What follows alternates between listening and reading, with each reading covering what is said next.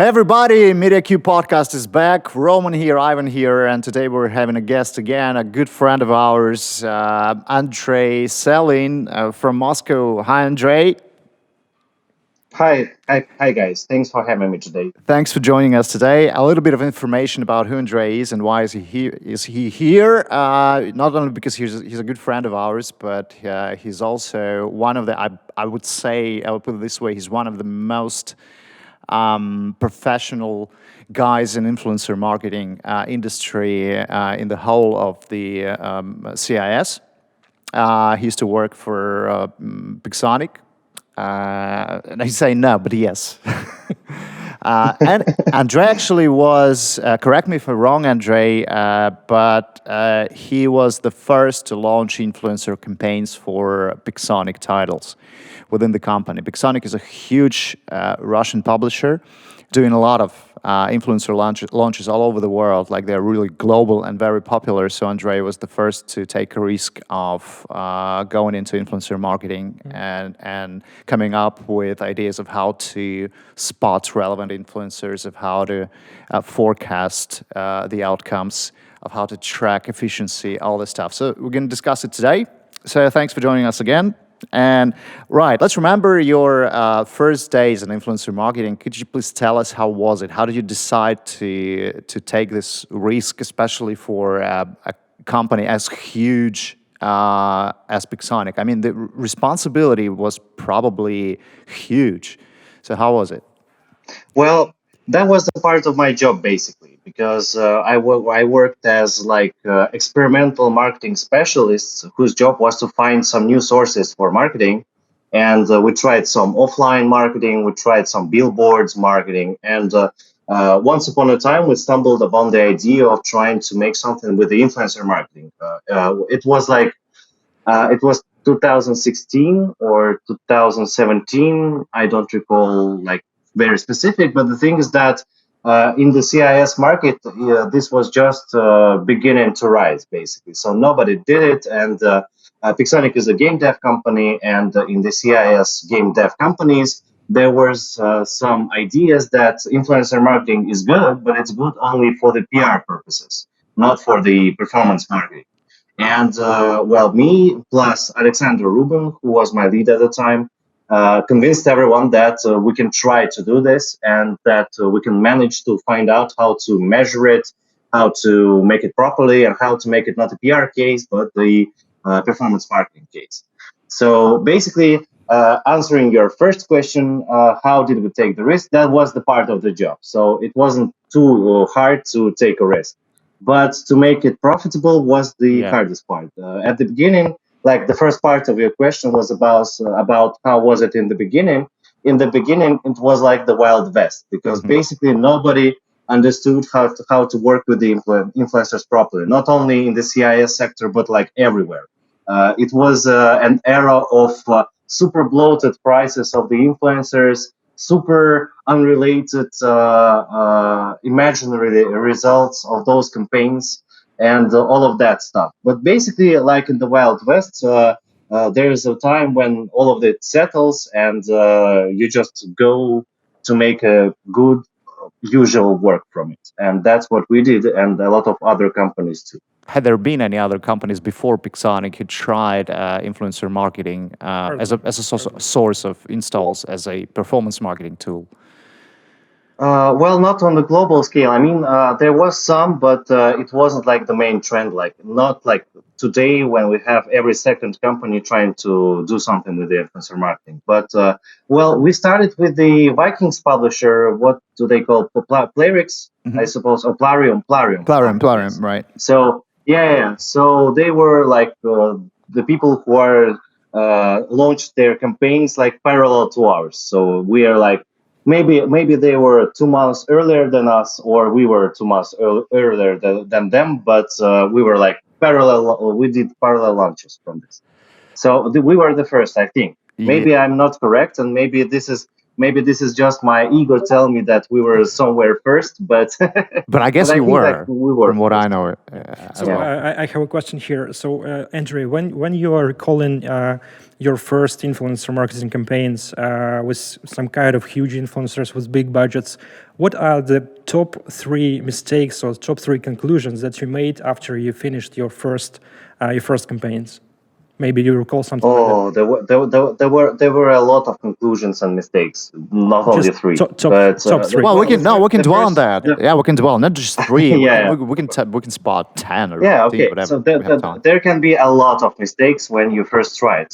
Even if you have some basics, like right now, you can, see the cases of other companies, or you can watch some, panels about it. So, but that was the time when nobody did panels. Yeah. The panels was just about, hey, this is our future, but not Yeah. our present. So, and that's why, I was lucky to be in Pixonic, because Pixonic was eager to spend some resources to do the research. Yeah. And basically, the first campaigns was about the research first and performance second. And our first, point of our strategy was not only to, make some profit from it, like from the first go, but to get some historic data, to get some, patterns going on, to make other companies that will come after profitable. So, from that standpoint, all of our mistakes were, intentional, basically. So we were eager to have those mistakes and to understand how to do it properly. But yeah, the first thing is that you don't need to rely on the first pricing that the blogger gives you. That was the first rule back then.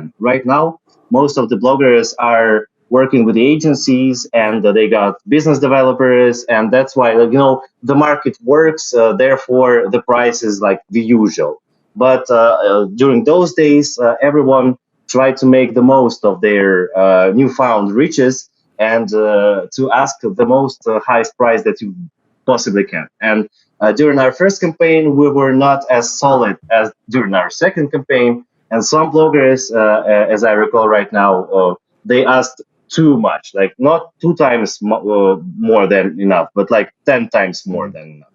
And that was the first one. The second one, if you're just starting, never use big bloggers, because big bloggers, especially if you're new in the field of influencer marketing, now they have strong opinions about how their ads on their channel should look.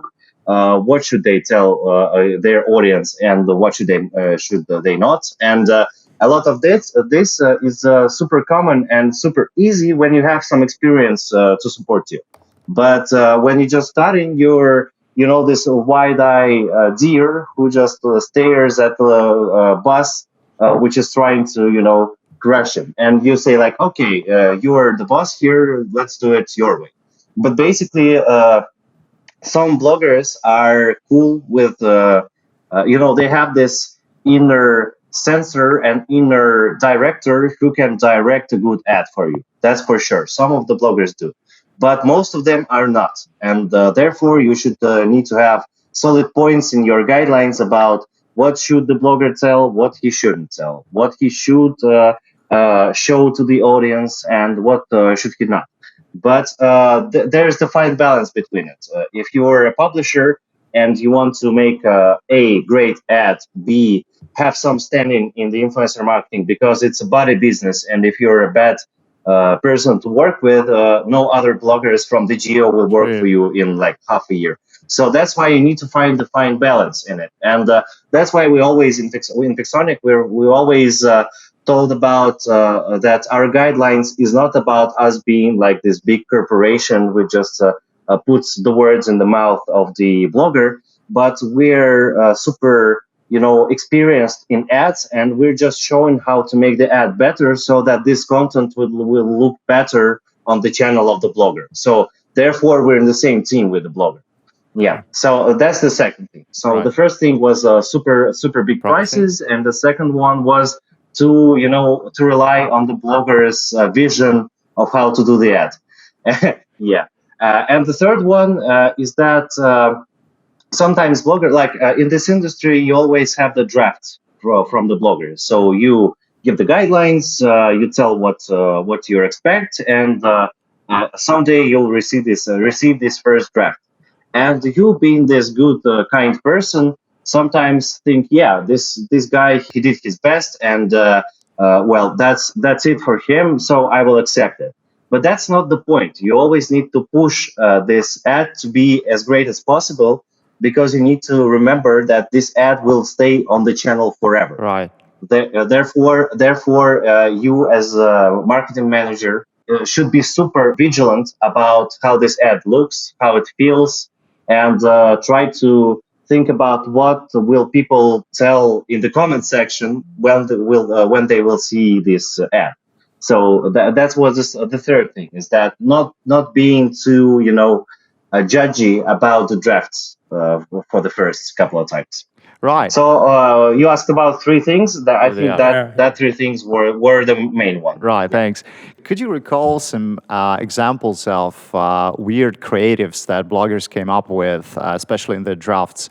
Because from what I can recall, in one of our campaigns that we did for you, there was, I guess it was a guy from Vietnam or Indonesia who actually made a blockbuster, like a DIY blockbuster movie about war robots.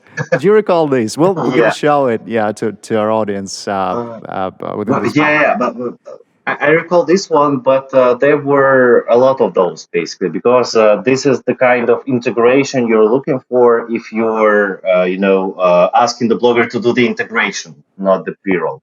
Well, the other thing that I remember is there was a blogger, Hacksmith. He's a DIY blogger, very, very popular, and I'm a subscriber as well to his channel. He's a great guy. So he did some gun from War Robots, and that was amazing. And he's a very skillful guy.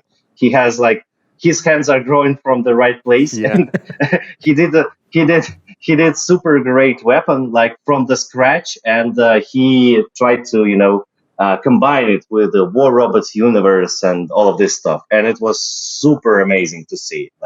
You see not only the performance part of what you are doing during the influencer marketing campaigns, but you also see that you're trying to help to create great content for the channel of the blogger if this connection is working as it should. Right. Yeah, it was cool. I can remember. I mean, we were just laughed our heads off when we got this draft.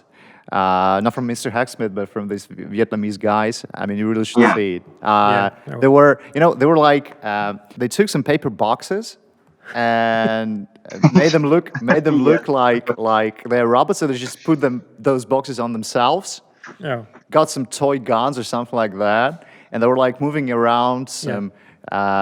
And it was some gutter, like and it was blockbuster, it was like it was in the middle of nowhere, like somewhere in the outskirts in a gutter, and it was like, and they were all with this homeless look, like near some shitty lake, really dirty lake, exactly. And they were looking like total bums, like homeless people with all these paper boxes on them and toy guns. But it worked just well, and they were like, and they were going like, but it was just perfect. I mean, hilarious, and it worked well, really. I just remembered another one. There was a full integration. I don't recall the name of the blogger, but it was an anniversary of his channel, or he just got like 1 million subscribers or something like this. So it was a celebrational, video. Yeah. So he took our money, and he said to his audience, like, hey, these Pixonic guys, they just gave me money to spend it on some shit.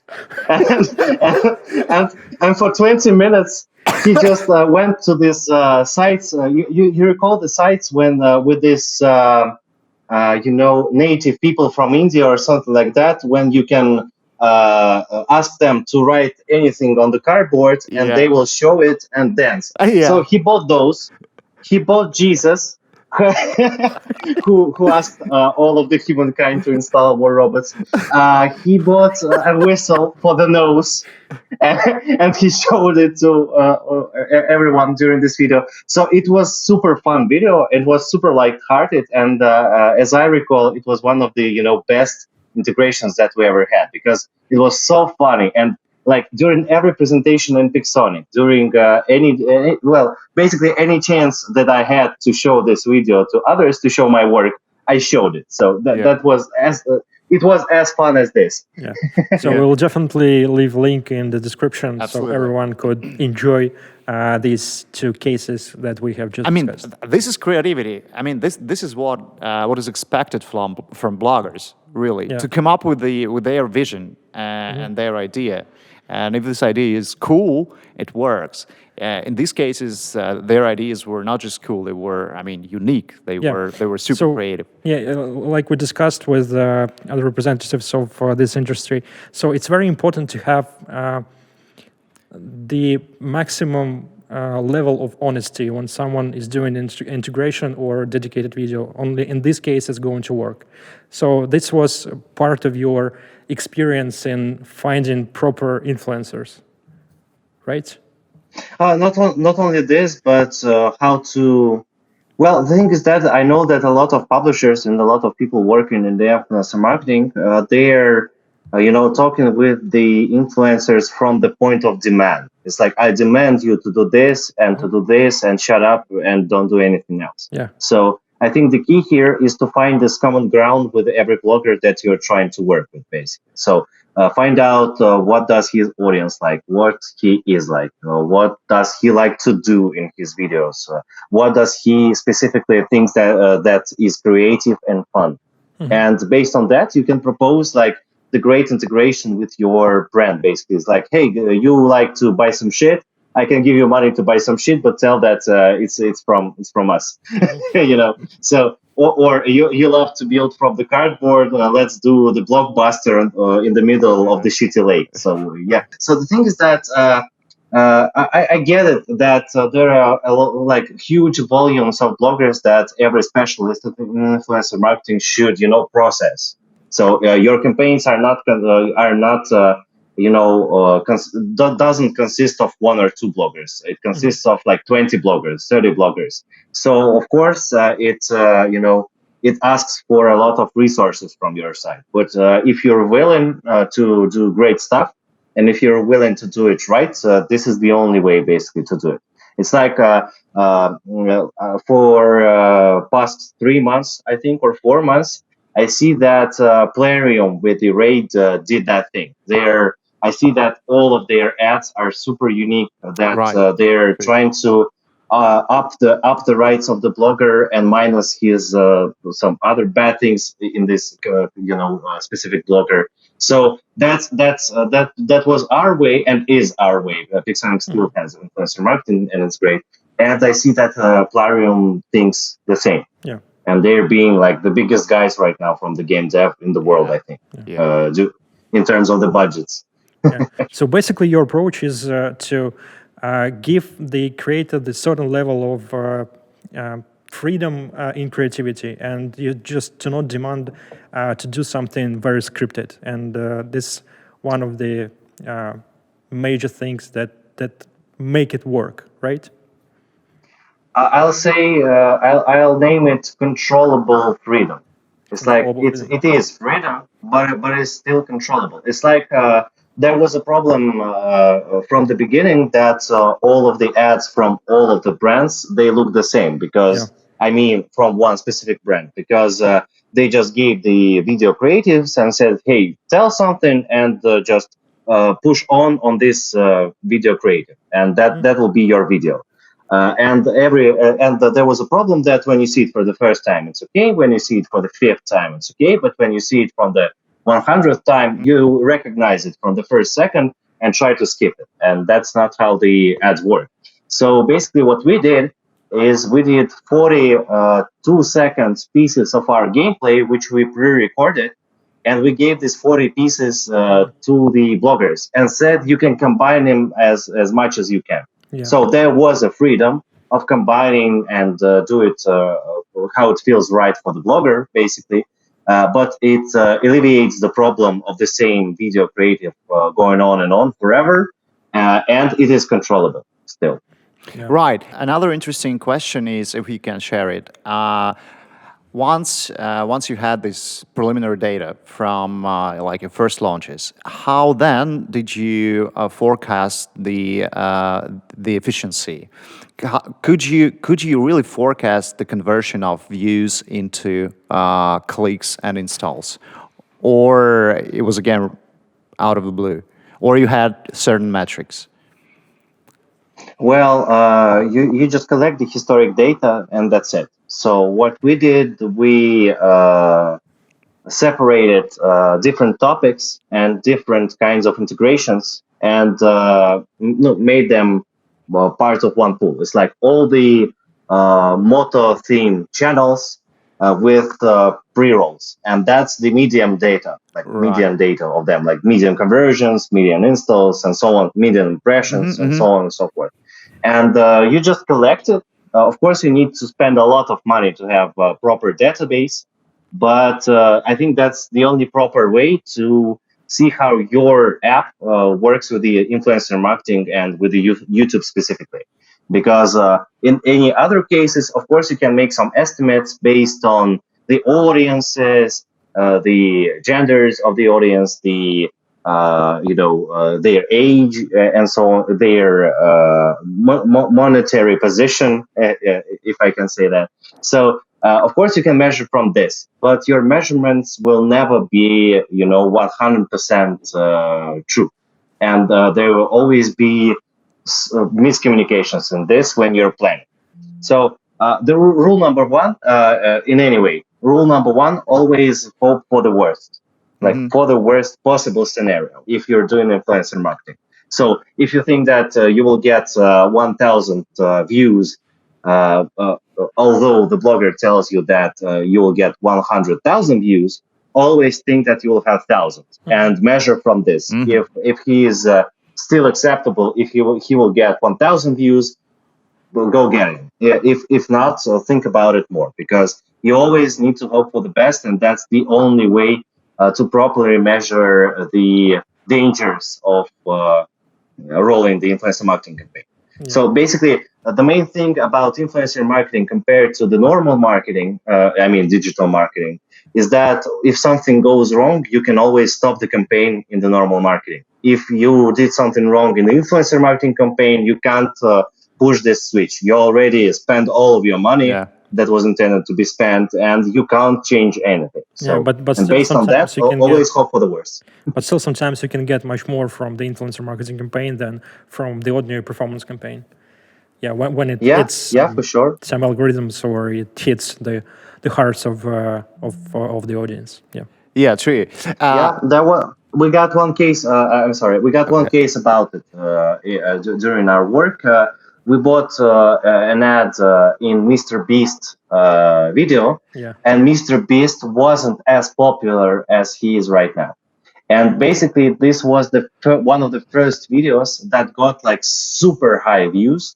And this agency that we worked with, we agreed upon we did some caps. It's like we will pay more if the views get more, but not above some cap. Yeah. And basically, what we got was like 10 times more than the cap, and it was the most super performance, super successful campaign.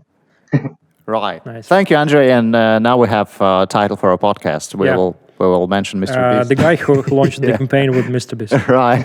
Exactly. Another interesting question is, with your huge experience in launching campaigns worldwide in all possible regions, could you spot exciting, interesting cultural peculiarities of influencers in different parts of the world? Like, if you take a US influencer and a Korean influencer, what would be the major difference between them in their attitude towards ads? I won't divide it by the country. I will divide it by the region. It's like the US or Canadian blogger or Australian blogger or UK blogger are 100% the same. Right. 100% the same. The Spanish blogger, the Italian blogger, those two, they are the same. But the blogger from Germany, it stands out. in this. So the Europe can be divided a little. And the Asian ones, like the Korea, China, if you're looking at the influencer marketing on their sources, which is super hard, and if you try to do it, so good luck, man. So and Japanese bloggers, they are super specific. So in Germany, like a fun fact, they got some government stuff going on with the influencer marketing, and they are paying taxes from all the ads that they're doing, and they got this how can I say it, a union, like working union of bloggers.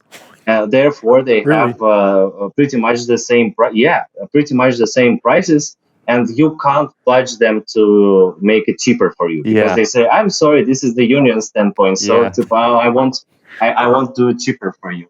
So that's the thing about Germans. Is like they're, as Germans, the common knowledge about Germans is that they're like strict. They act do everything, step by step. So that's the thing about influencer marketing with them as well.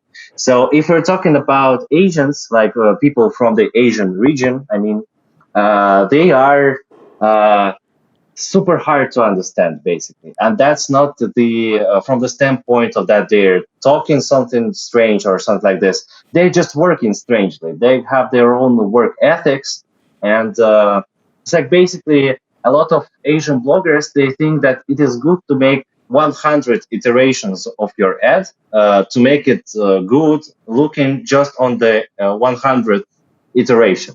They don't think like in advance. They say like they say like, hey, you don't like this, I will change it. You don't like this, I will change it. But when they are changing it, they don't think about what exactly you didn't like in the thing that you want to change. And that's why they're like making this a lot of iterations of one ad that you're asking them to do.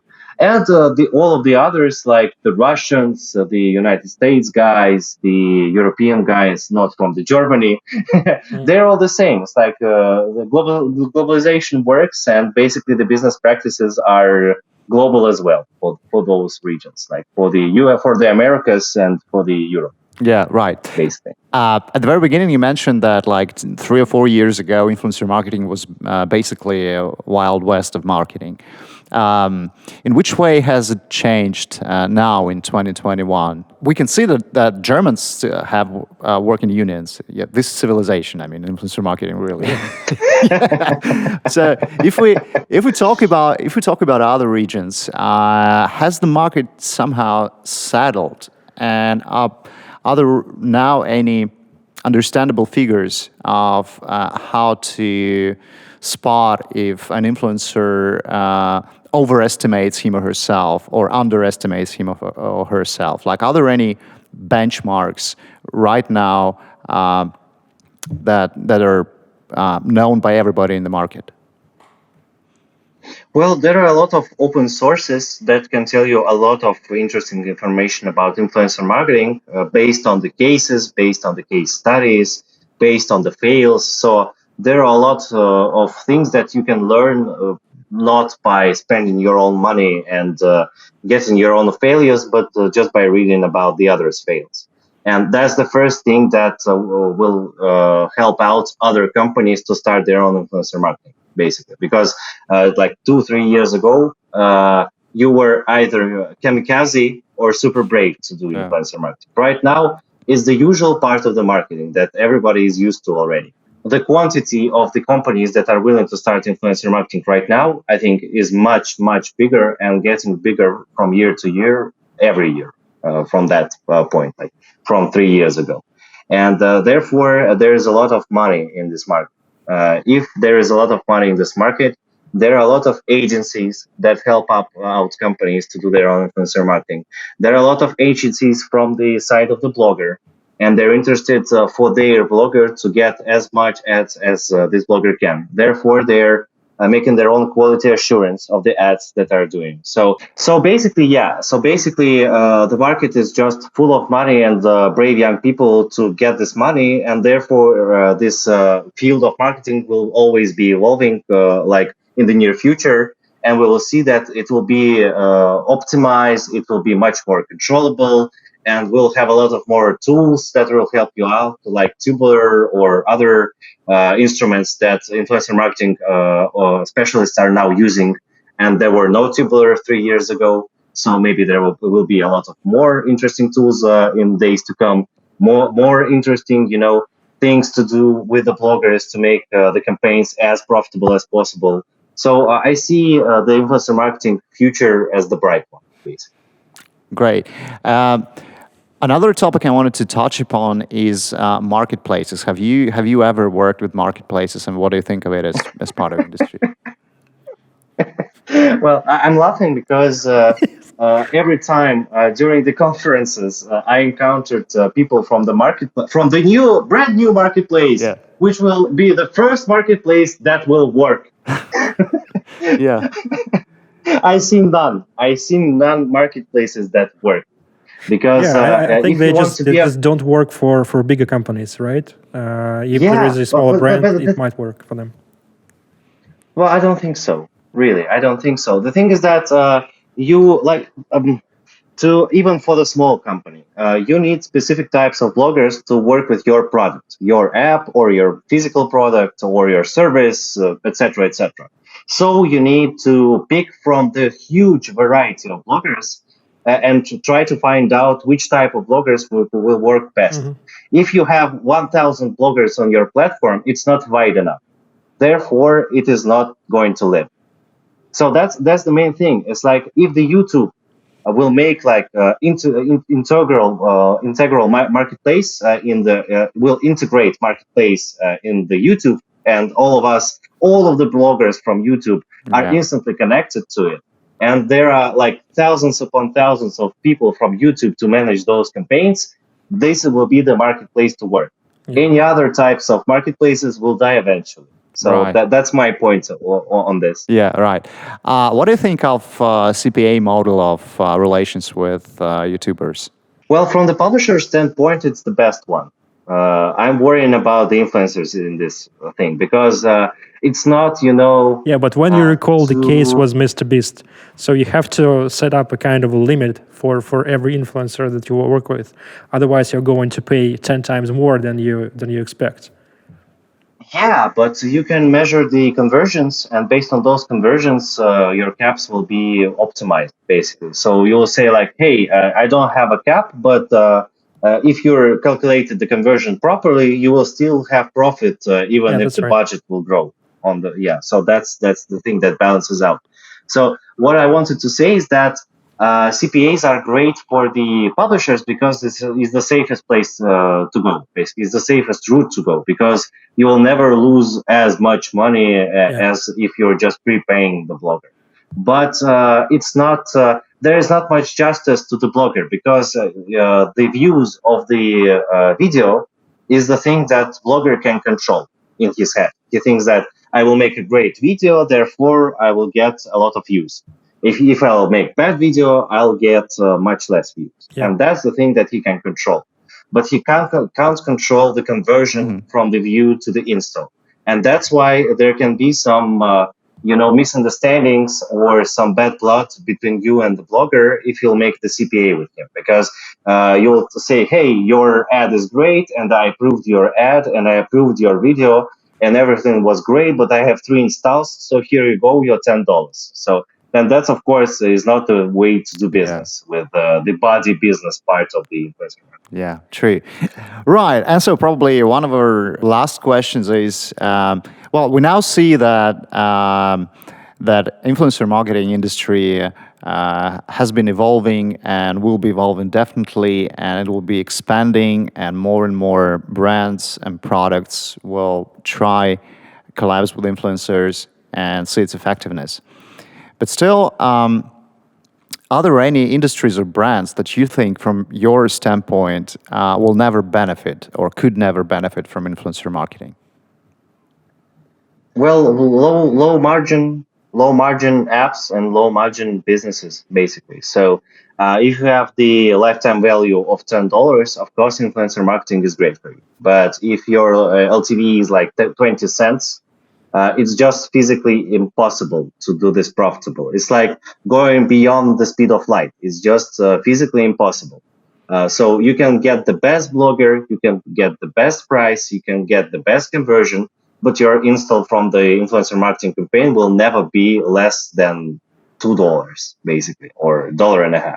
So if your LTV is lower than that, it's impossible for you to start your influencer marketing.